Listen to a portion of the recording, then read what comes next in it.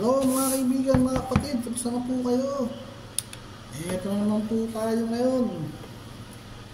Ito lang po ang ating pag-video. Kamusta po kayo mga kaibigan?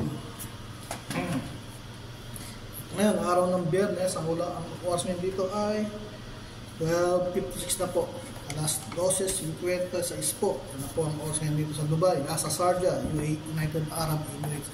So, ito nga pala yung ating lunch break na niluto na in-order ko kagabi kay Paring Berto. Ang pabata naman ito.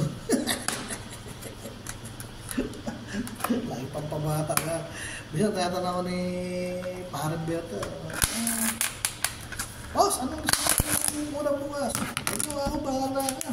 So, yung cook, hindi naman ako, bumibili ako sa'yo. Ang isang order, 10.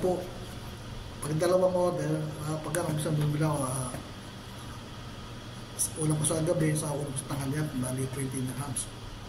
Tapos may bumibili ako sa, niluluto ko, nagsasayang ako. Tapos may rice cooker. So, hindi kasi makapagluto sa kusina kasi ang dami. Ang dami nagluluto. So, iba-ibang lahat. So, okay lang. Hindi na makakabuto. Hindi na nakakawa ng ulam. Total, may rice cooker naman ako. Niluluto ko na lang. Kanin na lang. So, ito nga pala. Ito nga pala yung menudo. Ang kanin. Ayan, menudo. Ganyan natin lunch break. Ganyan natin pangalan yan. So, ano pa ang dapat natin gawin? Kumain na tayo. Nagsalangin yung mga tao rito kasi mga Muslim. Mga Katoliko rito. Mga Muslim.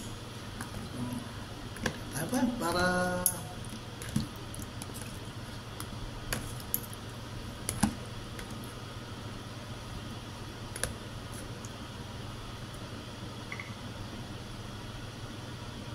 tayo.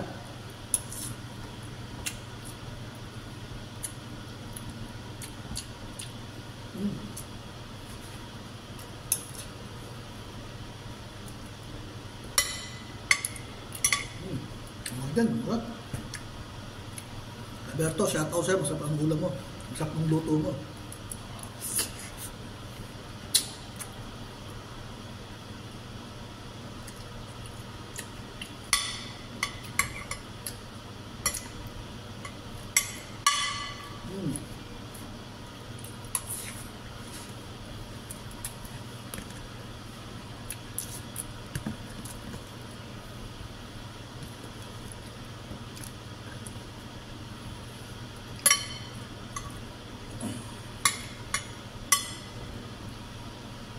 Kain po tayo.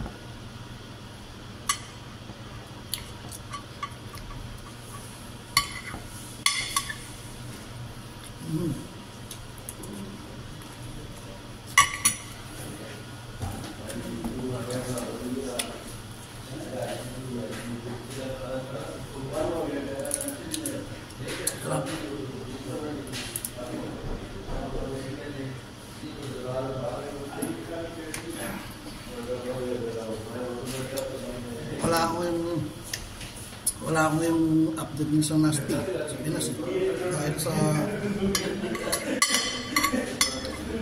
dapat na nakapagod ng balita alam ko ano yung nangyayari sa Pilipinas. Hindi ko na alam kapag alam ko mukhang lumalala yata ang tensyon sa Taiwan. Ito kaya yun? Malalaraw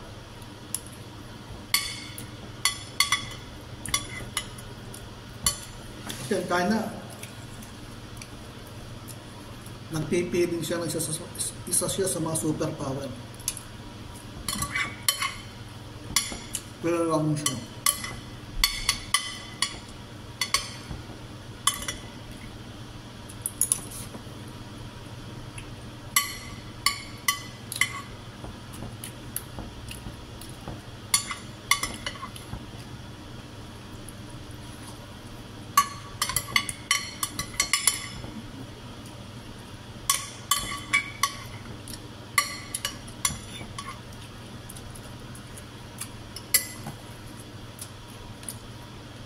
So, umagawa siya ng sarili niyang batas sa West Philippine Sea. Gusto ng bansa nila, ang lahat ng bansa sa Southeast Asia sumunod sa kanila. Hindi sinuro. Yung kanya-kanyang batas, bawat bansa.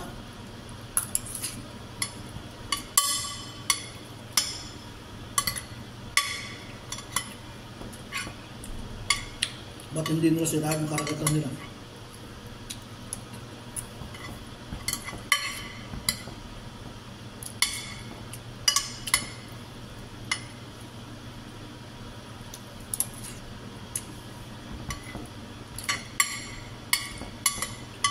Diba?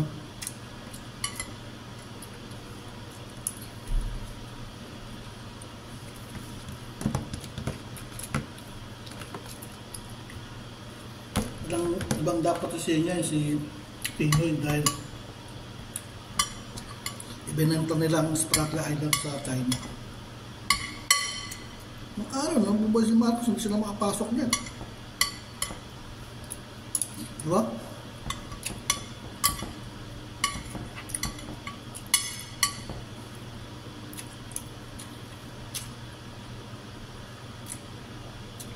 Nakaupo pa si Marcos, wala makapasok niya kahit na bansa. Tapos si Cory Aquino. Kung umupo na sa Fidel Ramos, doon na sila unti-unti pumapasok Kaya ginawa ni Fidel Ramos, pinasadsad yung isang barko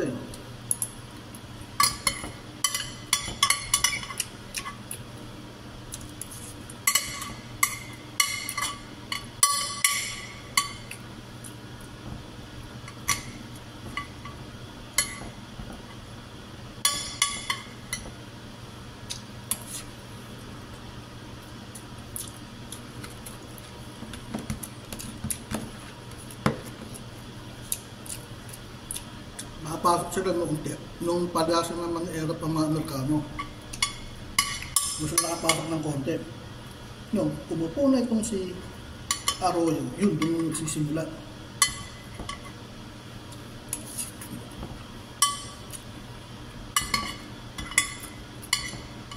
Nangunguhol na ng pera.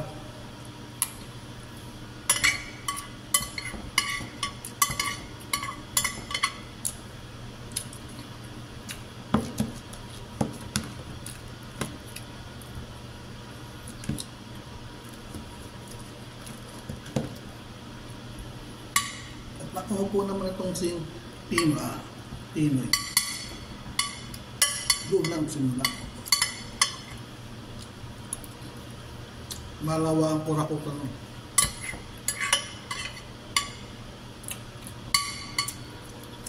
Ibang bataan niya sa tumutok.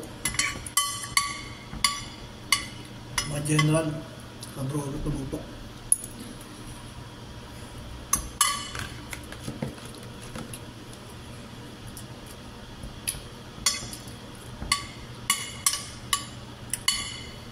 Sabi ng sisi ni Duterte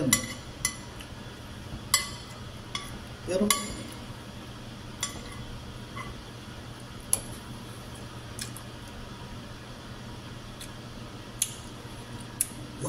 ng isang general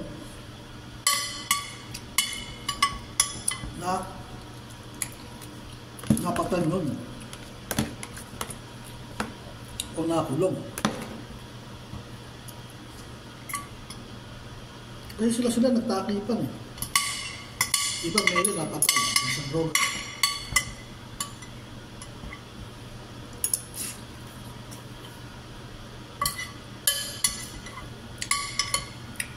Yung ibang dating papakulong, sila naman ang sumunod na kinulong.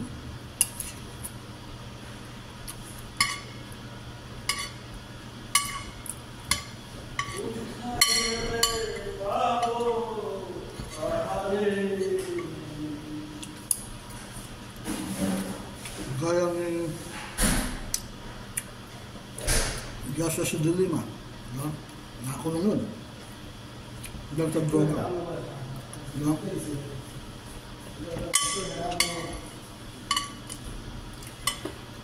Hindi ka ba makikota ang mga pusher? Ayos para mga pusher.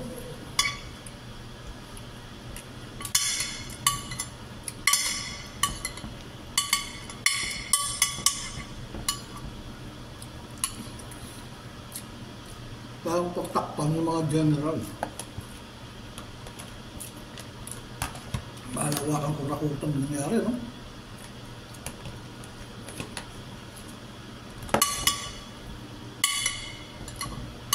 Tinawag na yung Ponce Duterte, war of drugs.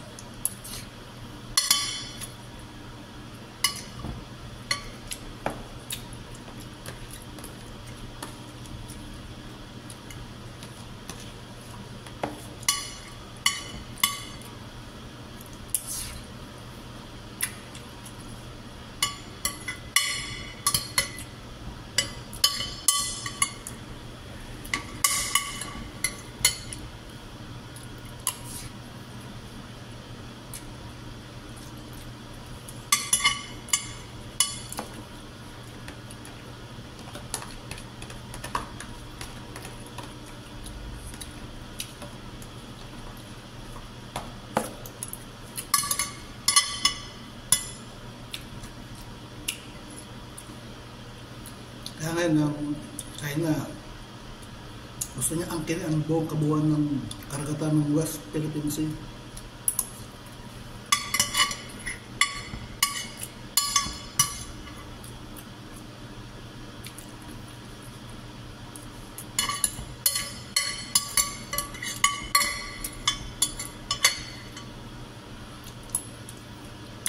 Ang Malaysian Sea, ang Indonesian Sea. Pero ang Indonesia po na napalagan siya.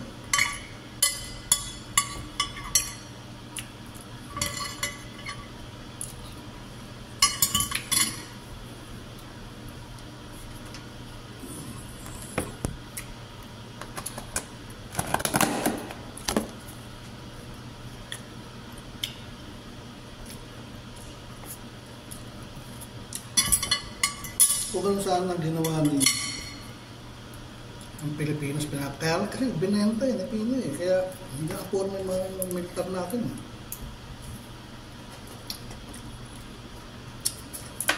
Pero kung may mga unang presidente, nangali pa sa presidente, kung tumutok agad sa militar,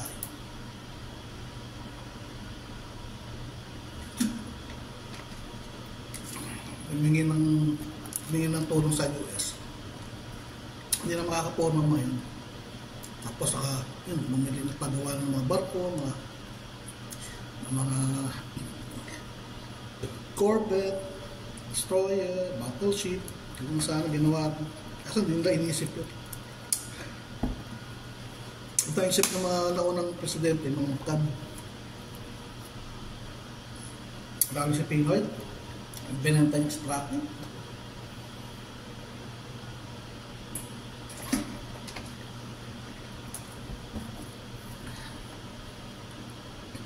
Kaya si Trenas, pag tinakatanong sa bagay na ganyan tapos sa bagay na ganyan, paano nila na-inventa yung Spratley? Galit na galit eh. Binanatang siya ng rin nun ah. Hindi siya nakaporma kayo eh. Mabiyasa na ikaw at ang amo mo ang nagbenta ng Spratly. Kano nakulimbat ng pera? Bilyon. Diba? Bilyon ang nakalimbat ng pera sa Spratly. Yung binenta nila Pina sa ano, ni Trellanas. Sa Trellanas, dumadaan sa backdoor sa Malaysia. Gusto siya itong pinadaan.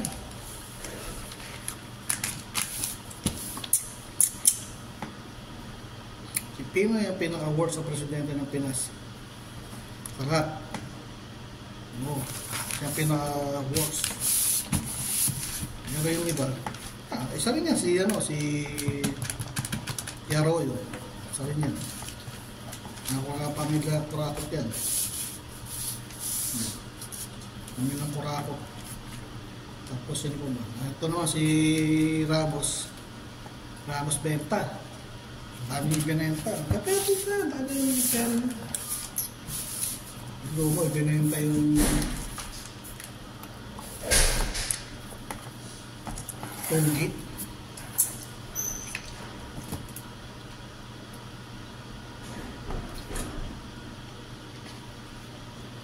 Tollgate and then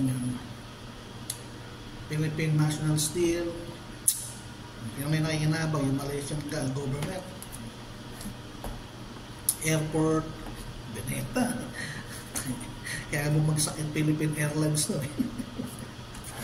PNB,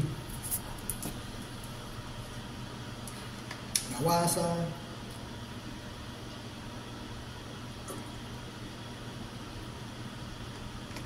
Meralco.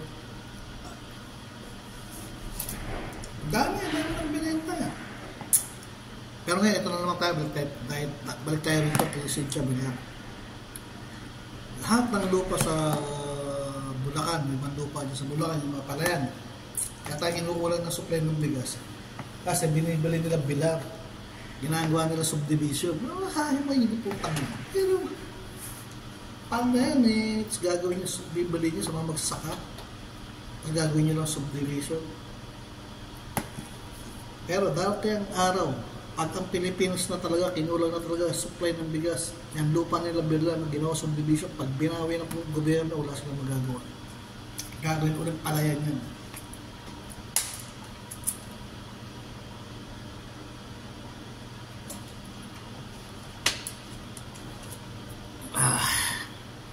Diba? So, yun lang po.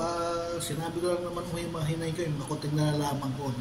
So, yun. At nandun na lang po yun. Sa susunod na lang po ulit. Diba? So, maraming po salamat sa pagsabaybay niyo sa aking mga videos. Sana pangkinikin po ninyo, panoorin po ninyo, magbula umpisa hanggang dulo. At bago ko ito-close, mag-subscribe muna kayo sa aking channel. Kahit pindot po ng notification bell, like and share, comment po kayo. Yun lang po. Maraming po salamat. Bye-bye. Merry Christmas. Bye-bye.